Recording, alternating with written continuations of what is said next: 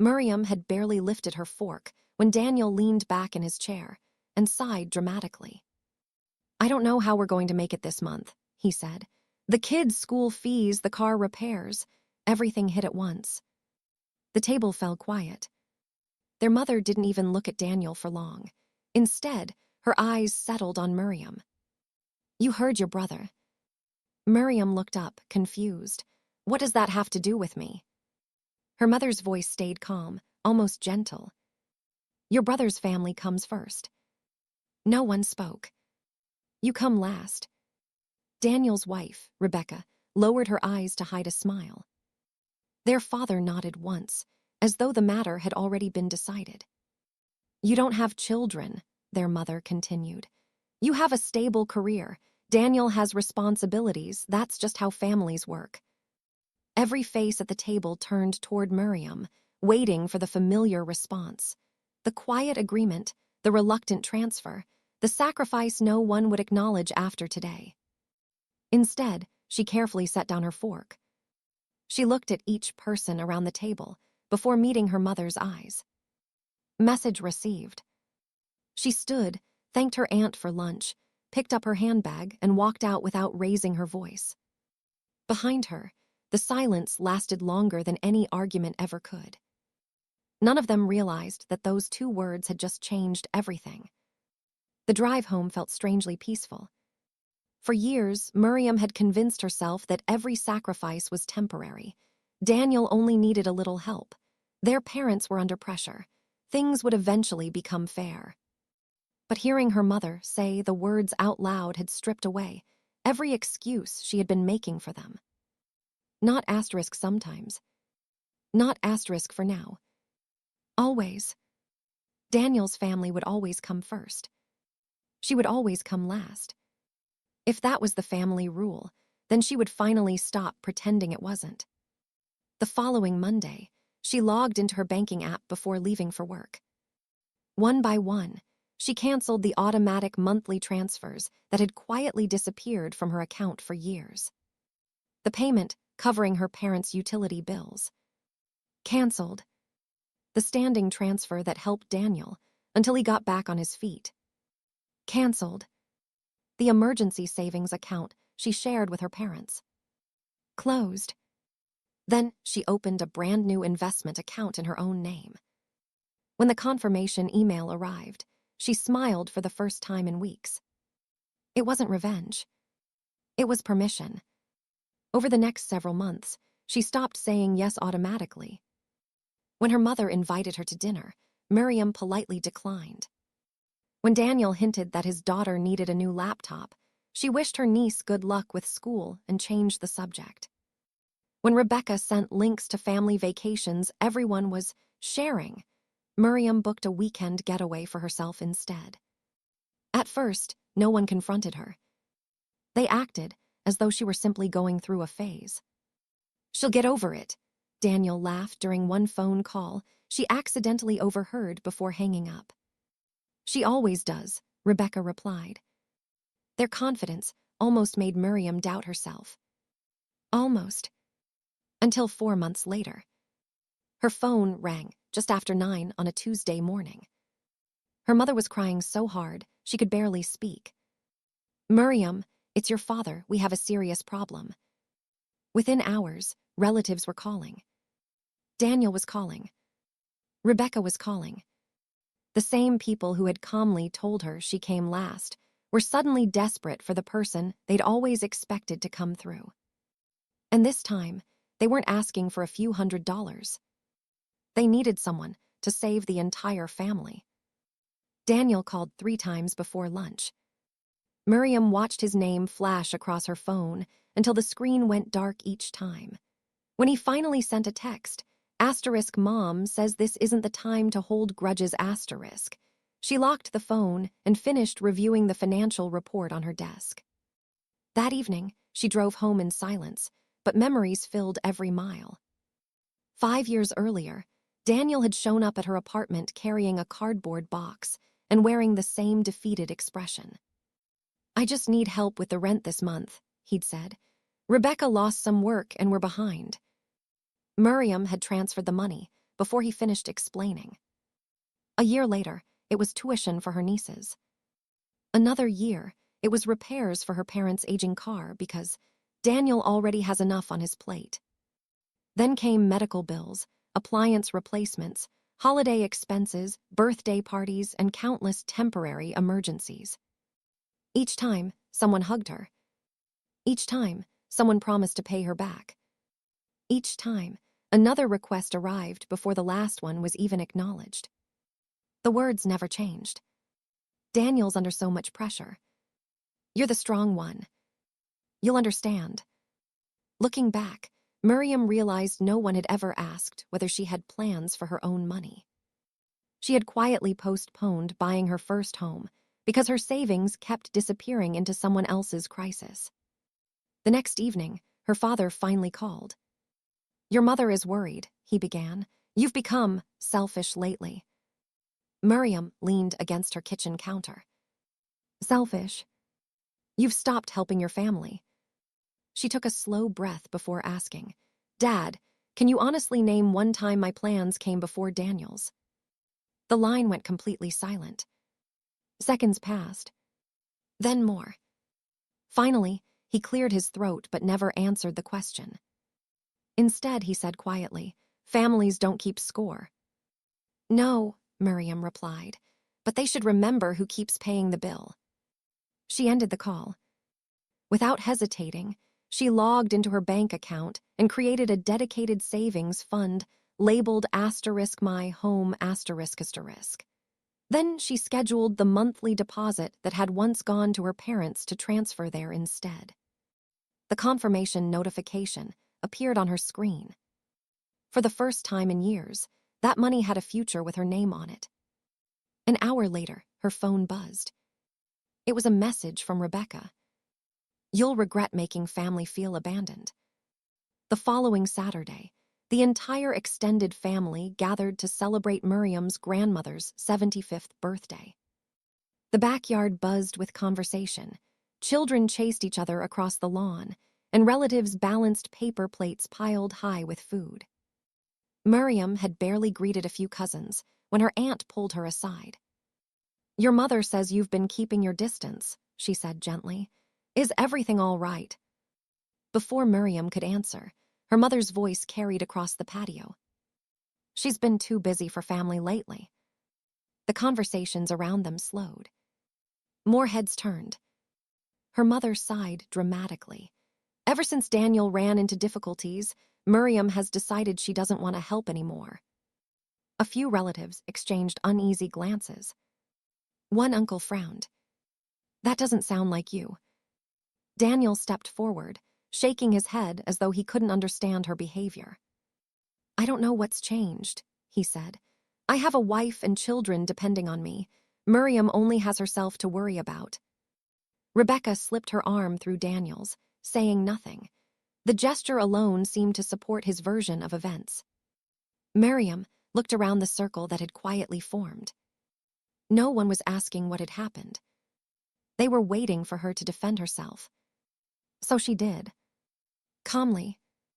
For the past 7 years, she said, I've paid Daniel's overdue rent, helped with my niece's school fees, covered repairs for our parents' car, contributed to medical bills, and postponed buying my own home because every time I saved enough, another family emergency appeared.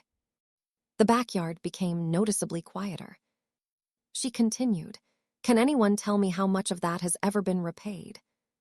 No one answered. Then her elderly, Aunt Grace, lowered her fork and looked directly at Daniel. Wait, she asked slowly. Daniel, you never paid any of it back. Daniel forced an awkward laugh. That's not what today is about. He quickly began asking someone else about the birthday cake. But Mirriam wasn't watching him anymore. She was watching her parents. For the first time, neither of them looked offended. They looked frightened. As guests began drifting into smaller conversations, her father caught up with her near the front gate. His voice was low and urgent. Don't discuss our finances with the family again. Mirriam searched his face. This wasn't embarrassment. It was panic. Before she could ask why, He walked away. The next morning, while she was making coffee, her phone rang. "Good morning," a professional voice said. "I'm calling from the bank regarding an outstanding family obligation. We've been informed you'll be handling the repayment." Mirriam froze. "I'm sorry," she said carefully. "What debt are you talking about?" Mirriam ended the call and stared at her phone. For several seconds, she didn't move. Then she called the bank back. "There has to be a mistake," she said. "I've never signed for anyone else's loan." "We're not saying you signed, Ms. Okoro," the representative replied professionally. "We're following instructions left by the borrowers. Your name was repeatedly provided as the person who would settle the outstanding balance if payment became necessary." Her stomach tightened. "Can you tell me exactly what balance we're talking about?" After verifying her identity, the representative gave her a reference number and advised her to request the supporting documentation. By late afternoon, the documents were in her inbox. She opened the first file, then the second, then the third. Each page made her sit a little straighter. There wasn't one overdue loan. There were several. Personal loans, refinanced balances, deferred payment agreements stretching back years, interest that had quietly accumulated while new debt replaced old debt. Mirriam kept scrolling. The dates matched almost perfectly with every family emergency she remembered funding. The rent Daniel couldn't cover, the unexpected school fees, the urgent medical expenses, the broken car, the appliance that supposedly had to be replaced immediately. She whispered to herself, none of those emergencies ended. They had simply been buried beneath new borrowing. Then she reached an email attached to one of the loan files. It was a message between the lender and her father. "Our daughter has always helped us before. She has a stable income and will take care of it if necessary." Another email followed. "Mirriam understands family responsibility. She won't let us lose everything." She closed her eyes. No one had asked her. They hadn't merely expected her generosity. They had promised it on her behalf. Suddenly, her father's panic after the birthday party made perfect sense. He hadn't been worried about family gossip. He'd been terrified the truth would reach her before the creditors did. Instead of calling anyone, Mirriam spent the evening printing every document. Loan statements, email chains, payment histories, bank correspondence. She arranged them neatly in a folder, adding copies of her own bank records showing every transfer she had made over the years. When the stack was complete, she picked up her phone and sent one message to the family group chat. "We need to meet tomorrow evening at Mom and Dad's house. All of us, don't cancel." No one replied for nearly an hour. Then Daniel finally wrote, "What's this about?" Mirriam looked at the folder on her dining table before answering. The truth. The following evening, she arrived carrying the documents under one arm. Her parents were already waiting. Daniel and Rebecca sat stiffly on the sofa. The air inside the house felt heavy before a single word had been spoken. Mirriam placed the folder on the coffee table. "I know everything." No one reached for the papers. No one denied it. Before the silence could break, the doorbell rang. Her father froze. A second ring echoed through the house. Then came a firm knock. "Mr. Okoro," a voice called from outside. "We're here regarding the overdue account." Her father didn't move. The knocking came again, louder this time. Daniel looked from the front door to their parents, his face draining of color. Rebecca whispered, "Don't answer it." Mirriam remained standing beside the coffee table. "You should answer," she said quietly. "You've been expecting them." Her father slowly opened the door. A representative from the lending company stood outside with a folder in hand. "Good evening," he said politely. "We're here to discuss the overdue repayment arrangements that have gone unanswered." He stepped inside after being invited. The representative looked around the room before opening his file. "We've repeatedly been informed," he said, "that your daughter, Ms. Mirriam Okoro, would be assuming responsibility if repayment became necessary." He turned toward Mirriam. "Are you prepared to proceed today?" Mirriam met his eyes. "No." The room fell silent. "I never agreed to repay these loans." She opened her own folder and laid several documents across the coffee table. "These are my bank records." One page after another covered the table. "Here are the transfers I made for Daniel's rent." Another page. "These covered my niece's school fees." Another. "These paid for repairs to this house." Another. "These were medical expenses." She looked at the representative. "I gave this money because I was told each situation was temporary." Then she turned toward her parents. "You never told me you were taking out new loans while I was helping you." Neither of them answered. The representative quietly reviewed the paperwork before speaking again. "So these repayments were never discussed with Ms. Okoro?" Mirriam answered first. "They were never even mentioned." Her father lowered his head. Finally, his voice broke. "We were afraid." No one interrupted him. He looked at Daniel. "If we stopped helping him, we thought he'd lose everything." "So every time he got into trouble," Mirriam said softly, "you chose to hide it instead." Her mother began crying. "We kept thinking the next loan would solve it." "It never did," Mirriam replied. Daniel stared at the floor. For the first time since she had walked into the house, he spoke without excuses. "I should have stopped asking." Rebecca reached for his hand, but couldn't meet anyone's eyes. "I convinced myself we'd catch up eventually," Daniel admitted. "Instead, we kept falling further behind." The representative closed his folder. "Since Ms. Okoro never accepted legal responsibility, repayment discussions will continue only with the actual borrowers." He stood, nodded politely, and left. The silence that followed felt completely different. No one was pretending anymore.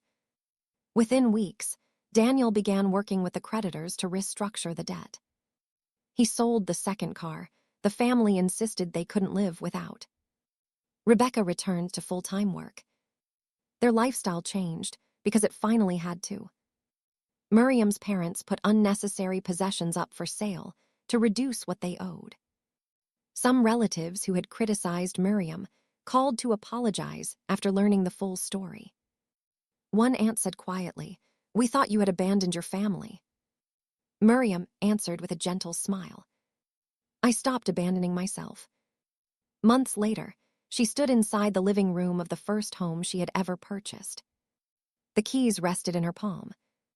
No emergency had delayed the closing. No last-minute phone call had emptied her savings. Her parents still visited from time to time. Daniel came too. But no one asked for money. No one volunteered her income. No one made promises on her behalf again. The family still existed. The old rules did not.